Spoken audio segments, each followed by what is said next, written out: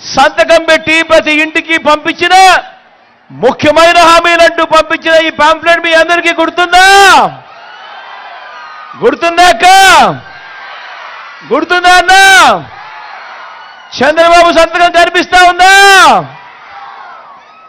ఇది 2000 ఎన్నికల ముందు 2000 ఎన్నికలకు ముందు జాబు రావాలంటే బాబు రావాలన్నాడు, ఇంటికో ఉద్యోగం అన్నాడు. ఈ చంద్రబాబు వచ్చేదాకా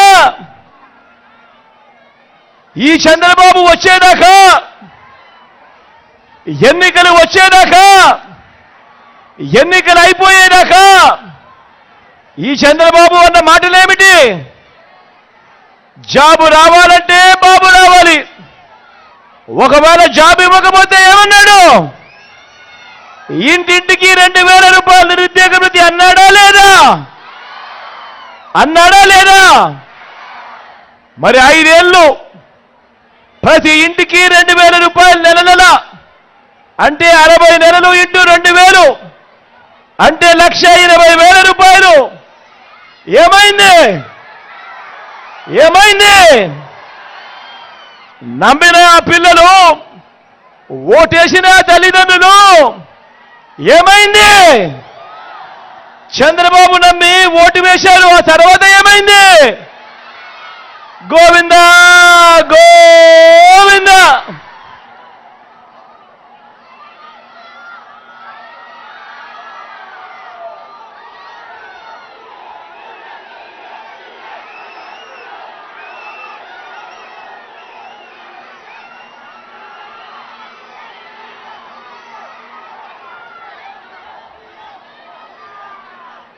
ముఖ్యమైన హామీలంటూ ఇంకా ముందుకు పోదామా? ఆయన ఏం చెప్పాడు?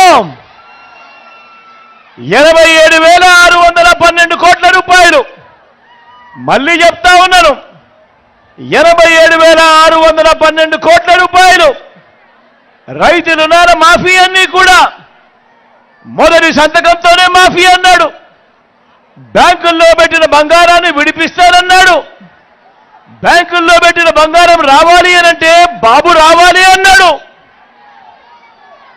నా రైతన్నలు 2014లో ఈ మాటలు నమ్మి చంద్రబాబును ఓటు వేసి గెలిపించారు. ఏమైంది? మళ్ళా ఏమైందక్క? తర్వాత ఏమైందన్నా? తర్వాత గోవిందా గోవిందా.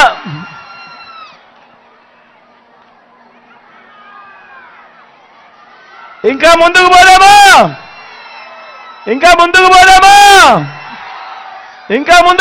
అన్నా? ముఖ్యమైన హామీలంటూ 14,205 కోట్ల రూపాయలు డ్వాక్రా సంఘాలకు సంబంధించిన రుణాలన్నీ మాఫీ చేస్తానన్నాడు. ఇదే పెద్ద మనిషి చంద్రబాబు నాయుడు గారు 2014 ఎన్నికలకు ముందు ఎన్నికలయ్యాయి. నా అక్క చెల్లెమ్మలు చంద్రబాబు నాయుడు నమ్మారు.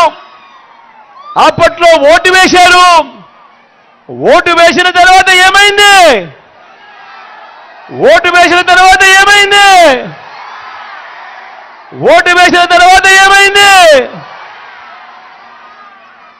గోవిందా గోవిందా.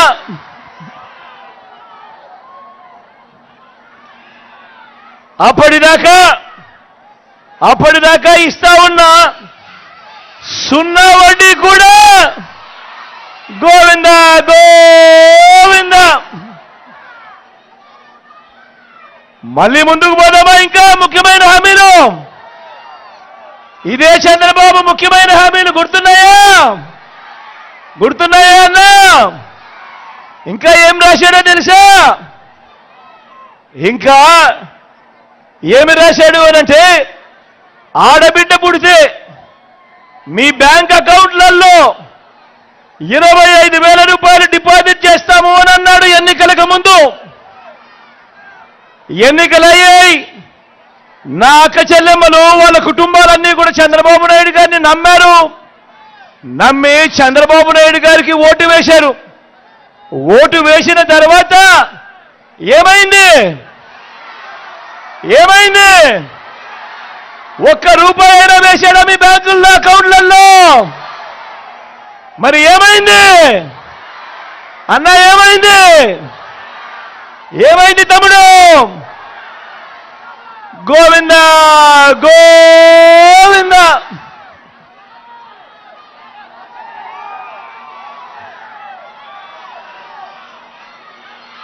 మహాలక్ష్మి పథకం కింద దేవతల పేరు కూడా పెట్టి కూడా మోసం చేసిన వ్యక్తి ఈ చంద్రబాబు.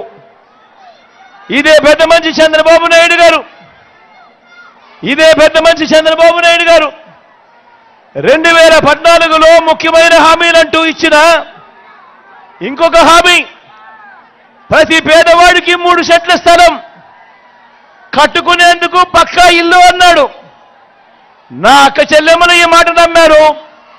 నా అక్క చెల్లెమ్మల కుటుంబాలు ఈ మాట నమ్మారు. నమ్మి 2014 ఎన్నికల్లో ఇదే పెద్ద మంచి చంద్రబాబు నాయుడు గారికి ఓటు వేస్తే ఏమైంది? మళ్ళా ఏమైందక్క తర్వాత? ఏమైందన్న తర్వాత? గోవింద గోవింద. కనీసం ఏ పేదవాడికైనా ఒక్కటంటే 1 సెంటు స్థలమైనా కానీ కట్టుకునేందుకు ఇంటికి ఇచ్చాడా అని అడుగుతా ఉన్నాను ఈ సందర్భంగా. 2 చేతులు పైకి ఎత్తారబ్బా. ఇలా ఇలా ఇలా ఇలా ఇలా ఇలా ఇలా ఇలా ఇలా ఇలా ఇలా ఇలా ఇలా ఇలా ఇలా ఇలా.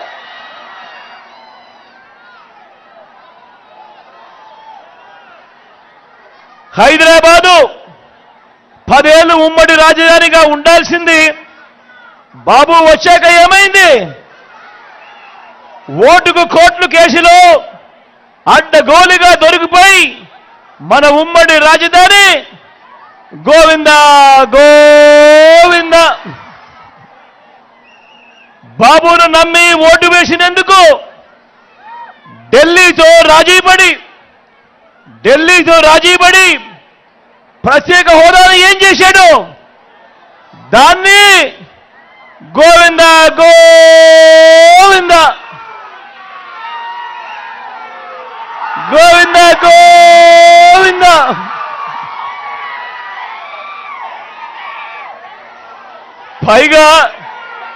పైగా ప్రత్యేక హోదా ఏమైనా సంజీవినియా అని చెప్పి బరి తెగించి కూడా మాట్లాడాడు ఈ పెద్ద మనిషి. ప్రత్యేక ప్యాకేజీ గోవింద, విభజన హామీలు గోవింద, సింగపూర్కు మించిన రాజధాని అన్నాడు ఇదే పెద్ద మనిషి చంద్రబాబు నాయుడు. పక్కనే అన్ని హంగులతో కనిపిస్తా ఉన్న వైజాగ్ను వదిలేశాడు. సింగపూర్కు మించి రాజధాని అన్న ఈ వ్యక్తి మన విశాఖపట్నం పక్కనే కనిపిస్తా ఉన్నా కూడా అన్ని హంగులతో ఆ విశాఖపట్నాన్ని వదిలేశాడు. పోనీ ఆ గ్రాఫిక్స్ రాజధాని ఏమైంది అనంటే అవి కూడా గోవింద గోవింద. ప్రతి నగరంలోనూ హైటెక్ సిటీ అన్నాడు. మరి మీ చోడవరంలో ఏమైనా కనిపిస్తా ఉందా అని అడుగుతా ఉన్నాను. అది కూడా గోవింద గోవింద.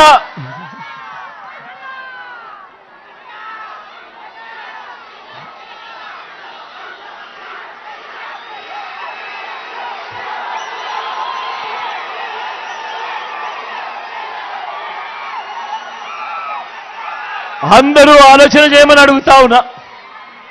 ప్రతి ఒక్కరికి ఆలోచన చేయమని అడుగుతా ఉన్నా. ప్రతి ఒక్కరిని ఆలోచన చేయమని అడుగుతా ఉన్నా. మరి 2014లో ముఖ్యమైన హామీలు అని అంటూ మీ ప్రతి ఇంటికి ఈయన సంతకం పెట్టి వీళ్ళ ముగ్గురు ఫోటోలతో మీ ప్రతి ఇంటికి పంపించిన ఈ చంద్రబాబు ఇందులో చెప్పినవి కనీసం ఒక్కటంటే ఒక్క హామీ అయినా నెరవేర్చాడా అని అడుగుతా ఉన్నా నేను. ఈసారి మాత్రం గట్టిగా 2 చేతులు పైకెత్తాలబ్బా. ఇలా ఇలా ఇలా ఇలా ఇలా ఇలా ఇలా ఇలా ఇలా ఇలా ఇలా ఇలా ఇలా ఇలా ఇలా ఇలా ఇలా ఇలా ఇలా. మరి ఈ పెద్ద మనిషిని నమ్మచ్చా అని అడుగుతా ఉన్నాను నేను. నమ్మచ్చాక నమ్మచ్చా అన్నా, నమ్మచ్చా అమ్మా, నమ్మచ్చా అన్నా? రెండు చేతులు పైకి ఎత్తాలి. ఇలా ఇలా ఇలా ఇలా ఇలా ఇలా ఇలా ఇలా ఇలా ఇలా ఇలా సూపర్ 6 అంటా ఉన్నాడు, నమ్మచ్చా? సూపర్ 7 అంటా ఉన్నాడు, నమ్మచ్చా? ఇంటింటికి కేజీ బంగారం అంటా ఉన్నాడు, నమ్మచ్చా? ఇంటింటికి బెంచ్ కార్ అంటా ఉన్నాడు, నమ్మచ్చా? నమ్మితే ఏమవుతుంది? నమ్మితే ఏమవుతుంది? నమ్మితే ఏమవుతుంది? కొండ చిలువ నోట్లో తలకాయ పెట్టినట్టే అన్నది ప్రతి ఒక్కరూ గుర్తుపెట్టుకోండి.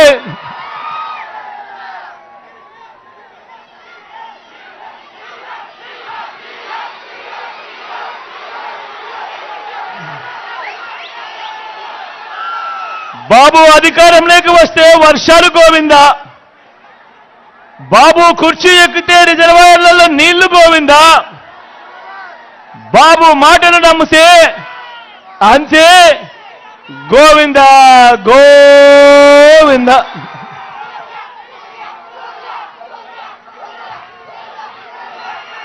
అందరూ ఆలోచన చేయమని కోరుతా ఉన్నా. మీ అందరితో కూడా ఆలోచించండి అని మరొక మారు కోరుతా ఉన్నా. మరో ముఖ్యమైన విషయం మీ అందరి దృష్టికి కూడా తీసుకొని వస్తా ఉన్నాను.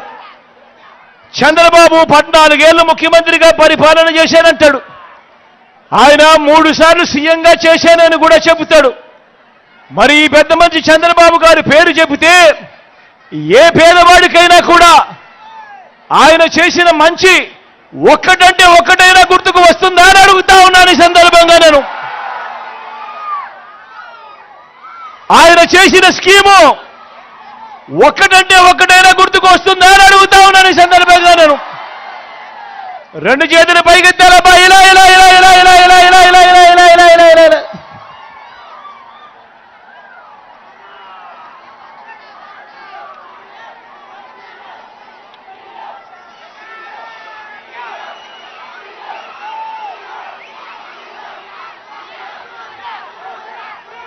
మరి 14 సంవత్సరాలు ముఖ్యమంత్రిగా చేసిన ఈ వ్యక్తి, ఏ పేదవాడికి ఏ మంచి చెయ్యని ఈ వ్యక్తి తన హయాంలో తాను చేసింది ఏమిటి అనంటే, జన్మభూమి కమిటీలతో మొదలు పెడితే చంద్రబాబుకింత, దత్తపుత్రుడికింత, ఓ రామోజీ ఈనాడుకింత, ఓ ఆంధ్రజ్యోతికింత, ఓ TV5కింత అని చెప్పి వీళ్ళంతా కలిసి రాష్ట్రాన్ని దోచుకోవడము, దోచుకున్నది పంచుకోవడము.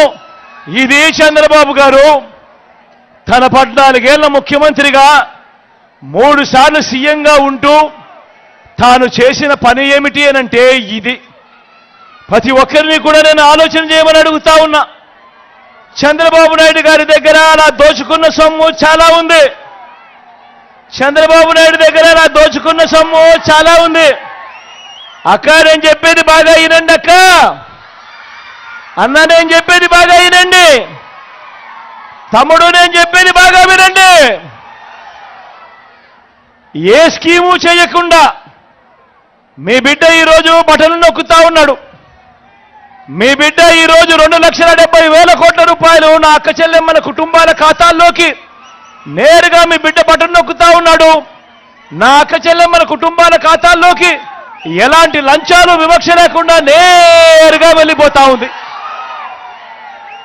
కానీ ఇదే పెద్ద మంచి చంద్రబాబు నాయుడు గారి హయాంలో ఆయన చేసింది ఏమిటి అనంటే, అక్క చెల్లెమ్మల కుటుంబాలకు డబ్బు ఇవ్వలేదు. ఆ డబ్బంతా ఆయన దోచుకొని పంచుకున్నది. ఆ దోచుకొని పంచుకున్న డబ్బుల్లో చాలా డబ్బులు చంద్రబాబు దగ్గర ఉన్నాయి. కాబట్టి ఈసారి ఎన్నికలు వచ్చేసరికి ఏం చేస్తాడు? ఆ డబ్బులో నుంచి మీలో ప్రతి ఒక్కరికి కూడా ఓటుకు 2,000 అంటాడు. అక్క ఓటుకు 2,000 అంటాడు. అన్న ఓటుకు 2,000 అంటాడు. అన్న ఓటుకు 2,000 అంటాడు. ఓటుకు 2,000 అంటాడు. ఓటుకు 3,000 అంటాడు. కొన్ని చోట్ల ఓటుకు 4,000 5,000 కూడా అంటాడు. ఇక్కడే మీ అందరికీ కూడా చెప్తా ఉన్నా, చంద్రబాబు డబ్బు ఇస్తే వద్దు అనొద్దండి, డబ్బు తీసుకోండి. ఎందుకంటే ఆ డబ్బు మందే, ఆ డబ్బు మందే, మన దగ్గర మనల్ని దోచేసిన డబ్బే అదంతా. కాబట్టి వద్దు అనండి, ఆ డబ్బు తీసుకోండి. కానీ తీసుకున్న తర్వాత ఓటు వేసే ముందు మాత్రం ప్రతి ఒక్కరూ ఆలోచన చేయండి. ఓటు వేసే ముందు మాత్రం ప్రతి ఒక్కరూ ఆలోచన చేయండి. ప్రతి ఒక్కరూ ఆలోచన చేయండి. ఎవరి వల్ల మనకు మంచి జరిగింది అన్నది ప్రతి ఒక్కరూ కూడా ఆలోచన చేయండి.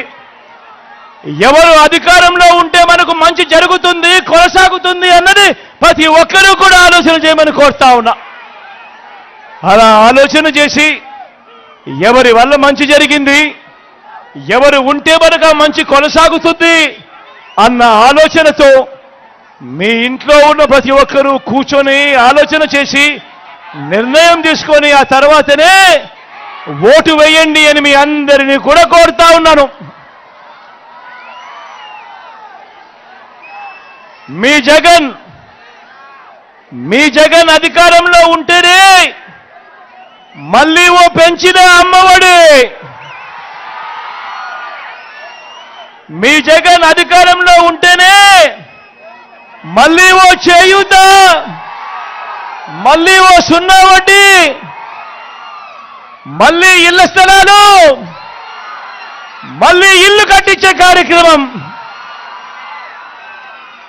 మీ జగన్ అధికారంలో ఉంటేనే ఓ కాపు నేస్తం, ఓ ఈబీసీ నేస్తం. మీ జగన్ అధికారంలో ఉంటేనే మళ్ళీ ఓ వాహనమిత్ర, మళ్ళీ ఓ నేతన్న నేస్తం, మళ్ళీ ఓ మత్స్యకార భరోసా, మళ్ళీ ఓ తోడు, మళ్ళీ ఓ చేదోడు, మళ్ళీ ఓ నానేస్తం. ఈ పథకాలన్నీ రావాలి అనంటే